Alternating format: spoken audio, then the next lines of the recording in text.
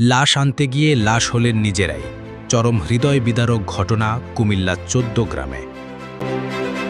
গত বছর প্রবাসে কফিলের নির্মম নির্যাতনে মারা যান চট্টগ্রামের ফটিকছড়ি উপজেলার পূর্ব ভুজপুর আমতলীর বাসিন্দা মোহাম্মদ রুবেল। দীর্ঘ আইনি জটিলতা শেষে অবশেষে দেশে ফিরল তার কফিন ভর্তি মরদেহ। কিন্তু সেই লাশ আনতে গিয়ে ঘটে গেল আরেক মর্মান্তিক দুর্ঘটনা।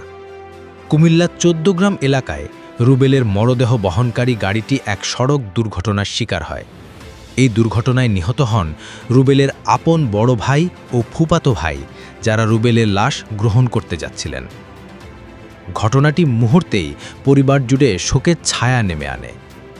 একটি মৃত্যুর লাশ আনতে গিয়ে আরও দুটি প্রাণ ঝরে যাওয়ায় এলাকা জুড়ে চলছে শোকের মাতম। স্থানীয়রা এই নির্মম ঘটনার জন্য প্রশাসনের দৃষ্টি আকর্ষণ করেন এবং পরিবারটির পাশে দাঁড়ানোর আহ্বান জানান। এমন হৃদয় বিদারক ঘটনাকে কেন্দ্র করে এলাকায় শোকের ছায়া নেমে এসেছে। Faizi TV news, Bhojpur, Chittagong.